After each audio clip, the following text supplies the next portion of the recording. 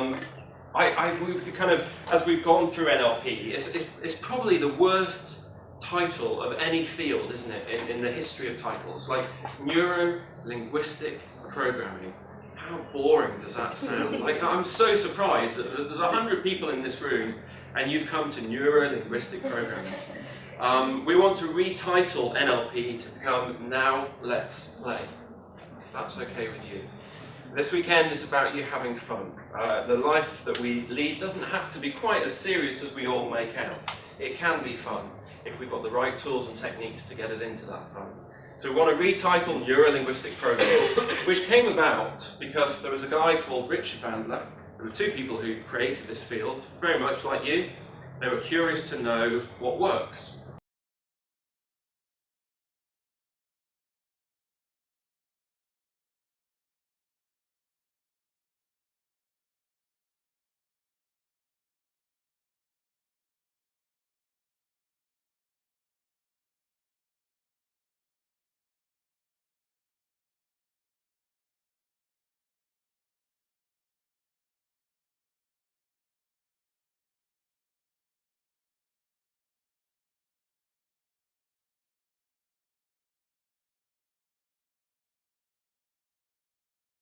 They sat in a room similar to this, and they wanted, and we call it modelling now, but they wanted to work out how they make their world different, how they make their world better. That's probably why many of you are here. Some of you are thinking, well, I want to make my business better, I want to be able to communicate more effectively, I've got challenges in my life that I want to overcome. There'll be a whole range of things that you'll be wanting to gain. You know, NLP comes from a very simple formula, I suppose. It's we call this cause and effect. Many people live their life at the effect side of the equation. Reasons and excuses for why their life is the way it is.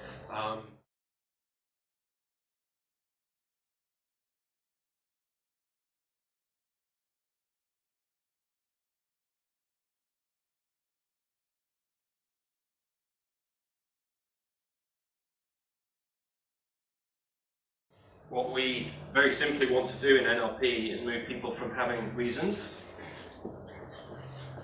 and moving them into having personal empowerment, we call it.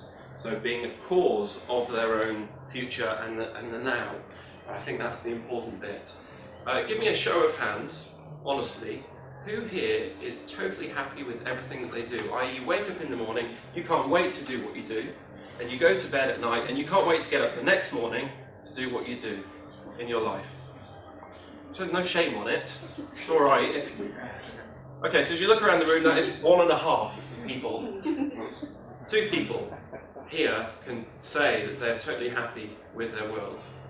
Now, I follow the Buddhist faith, so I'm very lucky in that I'm coming back to do this again. I've got many opportunities to do this. Those who don't follow the same faith as me, you may only have one opportunity here. There's a risk. If you go through your life, you get to the end of that life, whenever that date will be. So far, not very motivational, this seminar, is it? One day you get it. But one day that will happen. Do you want to look back on your life and think, I just didn't do, or I couldn't put my hand up to say that I love what it is that I do. I met a guy called James Caan. Have you heard of him? Yeah. An entrepreneur, a lovely, lovely guy. And he said to me, he said, Toby, a bit of paper, and he said, I want you on the left-hand side of a bit of paper to write down your birth date. Okay, so write down your birth date. This is a little thing he gave to me. No one else is going to see this, it's all secret, we're not going to hand them around. None of that.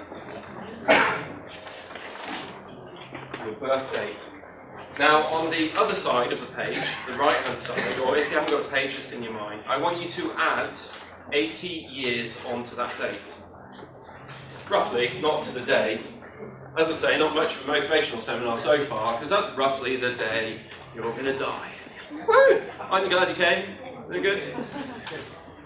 So in the middle of those 2 dates, I want you to put a dash. This is the little bit that James Caan gave to me. He said, that dash represents you. Everything that you are, everything that you do. Everything represents your past, it represents your future, it represents you right now. And that dash is getting shorter and shorter. And one day you're going to get to the end of that dash, and what we would love to have happen is for you to look back and say, I did what I wanted to do. I chose the life, I created it, it wasn't chosen for me.